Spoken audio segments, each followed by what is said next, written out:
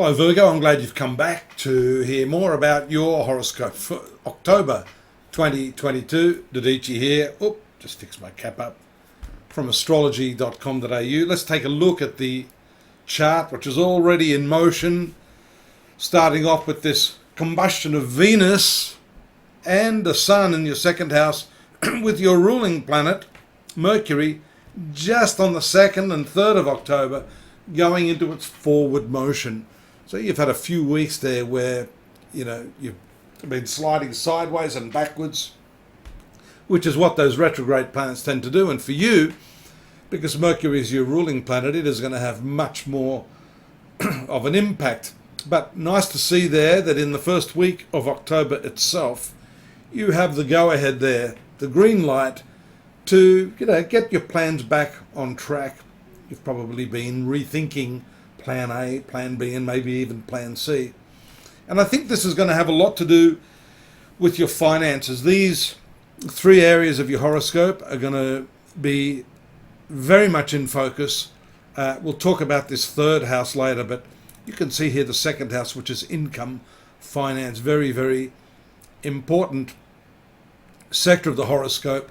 And especially because the Sun is the planet of loss, expenditure, excessive outlay, that whatever you're earning here, even if you've got several sources of income, that solar activity there is going to push the money out the door pretty quickly. Here we see also the full moon in the 8th house of debts, banking, finance, annuities, all that sort of stuff.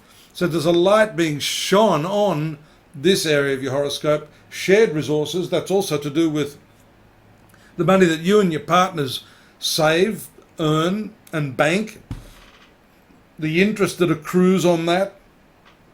And so it's not just about the income that you earn through self-exertion here, as we can see. Mercury rules your 10th zone of career as well as your sun sign. So we see here there's an important sense of self-exertion in your work for the purpose of earning money. From the 14th of October, we see that is a much more powerful and positive vibration for you. Because Mercury is very friendly, and being in the air sign of Libra works much better. The finance planet here for you, Venus itself, as you can see, sits behind the Sun pretty much throughout the first couple of weeks of the month. That's burning up its energy. We call that combustion. It gets ahead of the Sun, but if you study the degree-wise connection between these 2 points, you see that Venus is really getting a caning. So your money this month is a big focus for you. Not as big a focus as what we're going to see in the latter part of the month, when the Sun, Venus and Mercury move to this third house of your horoscope. Notice up here, Mars still doing a lot of work, driving you incessantly in your work. You've got the physical drive to achieve great things, but there's some challenges there as well from Neptune, which can sort of paralyze you, Virgo. You may know exactly what you want, but the efforts that you're trying to put into your workplace activities will be stifled by other people, shown by this retrograde movement of Venus in your 7th house. 7th house is your most significant partnerships, your spouse and long-term lover. Here we see that movement I was talking about. It starts on the 23rd, away from the income zone into the negotiation zone, this third house. You notice also Venus has moved across the Sun. That's around the time, the 22nd, 23rd, 24th. You're going to get really hit hard on the financial side of things. You should plan a little more carefully how you spend and how you earn your money. The new moon on the 25th is also a solar eclipse, indicating a new mental approach to every aspect of your life. New negotiations, contracts, with Mercury having moved into its direct motion.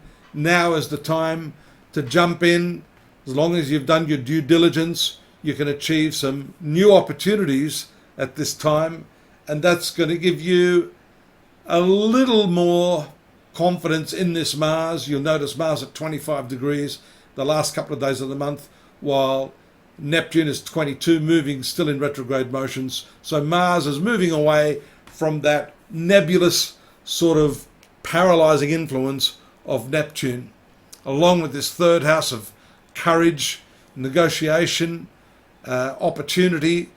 I think the last part of the month you're going to see some grand opportunities there that open up, as long as you're brave enough to take a step in that direction. This third house is, after all, the zone of valor and courage. Now, don't forget, I've got more for you over there, Virgo at astrology.com.au, where you can learn more about what's happening in the month of October 2022. More transits to fill in some of the gaps that I may not have touched on. It's an exciting, opportune month for you. Go over and read the rest of what's in store for you. Drop me a line if you want some clarity. Don't forget to subscribe. And by all means, come back and I'll see you again next month. Take care.